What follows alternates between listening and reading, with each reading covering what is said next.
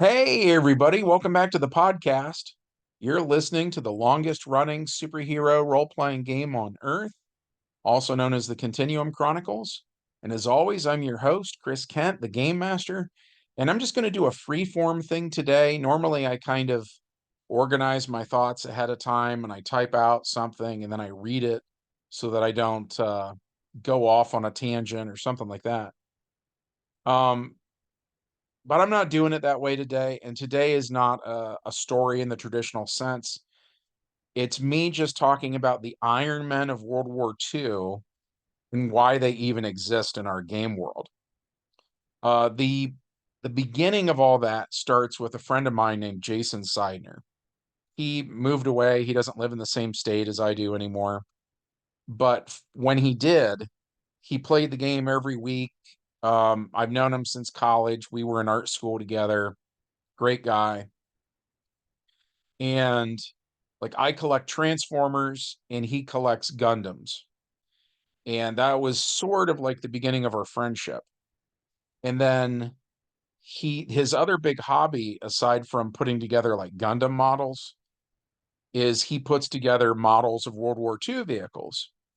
So, tanks, planes, you name it. And then after a while he started to merge the two ideas. So he started to build model robots that looked like they were maybe built during World War II. And he came to me one day, and I think this was because of the 90s Iron Man cartoon. He had seen that and liked it. I was in the same boat. I also liked that cartoon. And we were running a game for a while where, for instance, in 2001, we were playing adventures set in 1941. And then in 2002, the adventures were set in 1942, so on and so forth. And so he came to me and he wanted to play Iron Man, but in the Golden Age. And I feel like every gamer has some kind of a quirk, you know what I mean? There used to be this book floating around out there called the Gamer's Bible, and it kind of goes over that, like sort of the tropes, not only of the games themselves, but of gamers, right? Um, And like one of my things, my quirk is like I'm what that book referred to as a Xerox. And it means that no matter what game I play, I basically always play the same character over and over and over again. I've found what I liked, right? And if I'm doing anything other than that, I don't like it, so I don't do it. So that's kind of my hang up, right? Seidner's hang up is kind of which if Seidner's listening, I love you, buddy. I'm not trying to pick on you or anything like that. Like I say, everybody has a quirk. But his quirk is like if we would be running, like, say, a Star Trek role playing game, he would want to be He Man. You know what I mean? Like he just always was pitching me these ideas that felt a little bit like a square peg trying to fit into a round hole. And so at any rate, in the superhero game, he starts to pitch me the idea of Iron Man being active during World War II. And at the time, I was more of a stickler than I am now for how our timeline worked. And so the way I was doing it was I would look at, when was the first issue of Iron Man published? It's the 1960s. So therefore, I don't really want there to be any power armor in my game world until the 1960s because that's Iron Man's whole deal is he invents it, right? At least that was my perception is that's what made Tony Stark special. And I really try to respect the characters and not like take a crap on them or whatever, right? So if that's what makes Tony Stark special, whether I'm a fan of Tony Stark or not, I don't want to ruin that, right? I don't want to ruin the character. Um well so Seidner starts to argue that um let's just have Tony Stark exist in World War II. He's still the guy who invents the armor. He just does it earlier in this timeline. And I remember, bringing up at the time, I was like, well, how old is Tony Stark? because like if he's 30 in say 1960, then 20 years earlier in 1940, he'd be 10 years old. You know what I mean? And so I didn't approve it. And then what happened was the Iron Man movie hit. And when was that? Like 2008, something, somewhere around there, right? It's that general ballpark of time. And the Iron Man movie hit, and at least in my circle of friends, suddenly everybody was like a huge Iron Man fan, right? And all the players unanimously wanted to play Iron Man in the game. And so Chris Croce, who was also played very frequently back then, he was always a fan of Tony Stark, like since the 80s. So he starts pitching me the same thing Seidner did, basically, is, well, let's do Tony Stark just in the Golden Age. And I was like, I really don't want to do that. I think of him as a 1960s character. I really want to keep him in the 60s, blah, blah, blah, blah, blah. And I don't want power armor to exist. So Kroos says, if I can find an example of someone wearing power armor in the 1940s, will you allow me to play a character who wears power armor in the 1940s? So I said, yeah, that's completely fair. I don't think it exists, but yes, absolutely. So Kroos, who worked for the Geek Squad at Best Buy at the time, um, begins to research the idea, and he comes back to me with this character that's a Marvel character named Iron Cross. And Iron Cross, I want to say, first appeared in the Invaders comic books, which, even though Marvel published the Invaders comics in the 70s, they were set in World War II. And whoever was doing that comic book was reacting to the 60s Iron Man comics, you know what I mean? And they were reacting to where Iron Man was at in the 70s. So that's basically what Iron Cross was like a 1970s Iron Man, but where the arc reactor should be, they put a literal iron cross there, right? And I thought it was so weird. Like it didn't make sense to me because if you've got an Iron Man type character that's at that tech level in that year, right? Then I started looking at Tony Stark like, well, yeah, but Tony Stark's early armor had all sorts of goofy stuff going on, like roller skates. So it makes Tony's stuff look kind of bad, right? I didn't understand where the Marvel editors were coming from. I thought that Iron Cross was kind of stealing thunder from Iron Man and making Tony seem not as cool by comparison, kind of detracting from him. But I mean, it was continuity, right? Marvel was saying, yes, in the 1940s, here's perfectly good suit of Iron Man armor. It belongs to a villain. And so I was like, okay, and I told Kroos, if you want to play Iron Cross, I'll let you play Iron Cross. So then his next level to this whole thing was, can Tony Stark steal the Iron Cross armor? And I didn't really want him doing that. And again, I said the thing of like, well, yeah, but maybe Tony Stark is like a 10-year-old or a 12-year-old or whatever, right?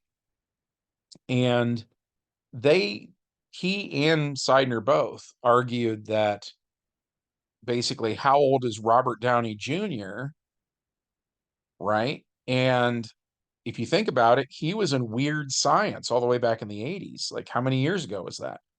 So they were arguing if you base it on Robert Downey Jr.'s age, they thought Tony Stark would be the age to go adventuring in the 1940s. and I still didn't like it. I explained to him, I was like, I really want him inventing the armor in the cave to happen. I don't want to ruin that somehow, and I feel like we're going to ruin it if we do it that way. So the secondary pitch then becomes, what if it's Howard Stark? And I didn't like that because then I thought, well, you're kind of messing with my suspension of disbelief. And I understand it's the comic book genre, and some people are going to think that sounds stupid that I have suspension of disbelief at all, but I do. And it's not exactly that I feel like, um, I don't know, like the Incredible Hulk could really exist because I don't. I don't think someone could get larger and then somehow lose that mass. I don't know where that mass would go in real life, I mean. But comic books have a kind of a logic, right? There's a pattern. And in my mind, once you accept that pattern, you are beholden to it with the decisions that you make. Like for me, as the game master, that I need to uphold like a certain tone. I have responsibilities, right? So I explained that to them. They just like everybody wanted to play Iron Man. So finally I said, okay, I'll let it be Howard Stark. He can steal it. And so we ran this game, and kudos to Kroos, by the way, for staying alive long enough to even do it. He was playing Howard Stark when everybody else were like the big guns, right? They were all like really powerful heroes. And I won't go into it in great length, but they go to this um cloning lab. I made a video about it recently. Uh, at any rate, they go to this cloning lab, and the pilot who operates the Iron Cross mech is outside of the mech. He's just sitting at a table playing cards and smoking a cigarette. And so Howard Stark comes in, and Kroos wants his armor real bad. So the first thing he does is shoot this guy in the head. So I'm like, okay, that's fine. And by the way, this is before the first Avenger movie came out. So we had not seen that version of Howard Stark yet. At any rate, um, so yeah, Howard Stark takes out the pilot and then hurries over and gets in the mech, and so now he's Iron Cross. And so Kroos was pretty happy just at that level. And in that game, there was a big fight, and he did very well. Actually, in the Marvel Superheroes role-playing game by TSR, which we use a lot. We convert those stats over into DC stats usually because I just like the DC game mechanics better. But Iron Man is like crazy powerful actually.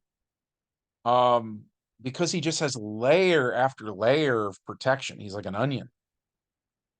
So Iron Man tends to beat most people he fights because of that, right? And so then the same was true because we didn't have stats for the Iron Cross armor, so we just used the TSR stats for Iron Man. Um, so that whole fight was kind of this last man standing thing, and then he was kind of the last man standing. So I was really impressed by that. And at any rate, so then in the story, Howard Stark takes the armor home and figures out how to make more. They take it apart, they ditch the Iron Cross logo on the chest, they replace it with a white star because that's what Seidner had been doing with his Gundam models.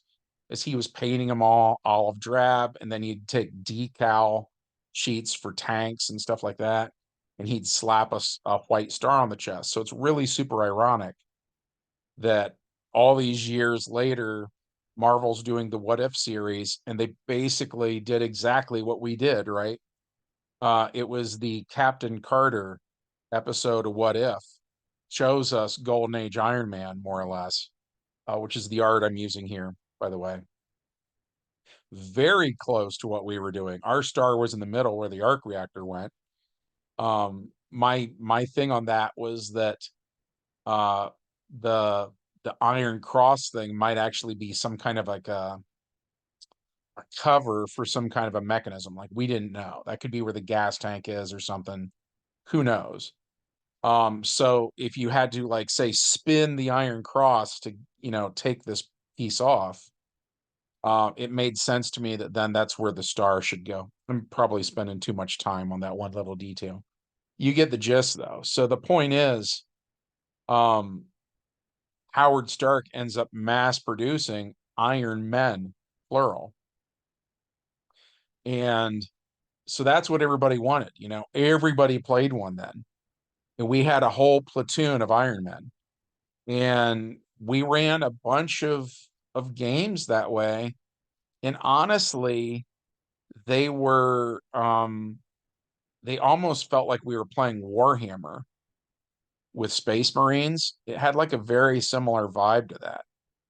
And we were sending them out, and then the Germans, well, I was borrowing a lot from an old video game called Castle Wolfenstein, as well as there was another game that was hot back in the day called Blood Rain, and that also involved the idea of the Germans and like the supernatural.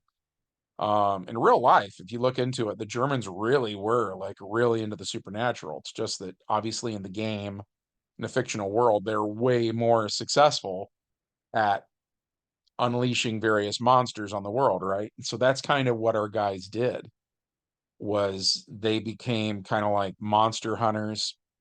Every once in a while, the Germans would have like a big robot spider that the good guys had to fight, so on and so forth. Um, and then by the end of the war, I guess I never really came right out and said it, but we sort of hinted that the whole thing was like classified, top secret type stuff. The government was working on it behind the scenes, and that kind of slowly becomes the Sentinels. You know what I mean? And then the irony is it's not public knowledge. So in the 1960s, when Tony Stark makes a suit of power armor and people see it for the first time, they do think it's the first time anyone's ever made power armor. So we try to kind of uphold Tony Stark's like reputation and his place in the world. You know what I mean? And then the other thing is we kind of, and with a lot of things I do, I don't necessarily come right out and state a thing. Sometimes I like to infer or suggest that something may be the case. And so what we hinted at was maybe Tony had seen some blueprints or something as a kid and subconsciously was thinking of the Iron Men when he created the Iron Man. And by the way, in the Golden Age, we never used the word Iron Man, not once. I tried to reserve that for Tony. But at any rate, so we said, yeah, maybe he saw something. Maybe there was some inspiration there. And then the other thing I did was in the adventure where Howard Stark stole the Iron Cross armor, one of the villains in that adventure is Perdegaton, who's a time traveler. He's a member of the Axis powers. And so what I was trying to infer there was maybe the reason there's this suit of Iron Man armor in the 1940s, which seems like it shouldn't exist yet, right? Maybe the reason why is because Perdegaton at some point in the future took apart a suit of Iron Man's armor, took it back in time, so we get this kind of circular causality thing.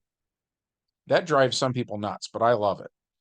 It's the whole Terminator deal of, Kyle Reese asked to come back in time because there's a John Connor who sent him, but then Kyle Reese creates John Connor. You know what I mean? I like that style of time travel story, and it doesn't bother me at all. I feel like it's a loop-de-loop, like a roller coaster or something. I love it.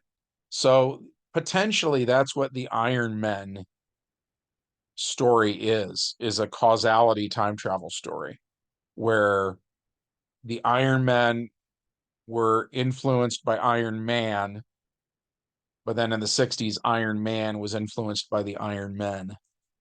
And that makes me feel a little better about the whole thing.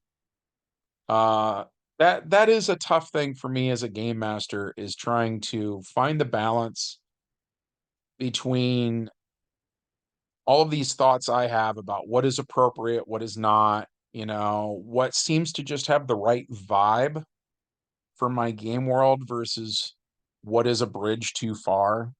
You know what I mean? Because we've had some games, especially when you do round robin GMing, where you just go around the table and you let different people GM.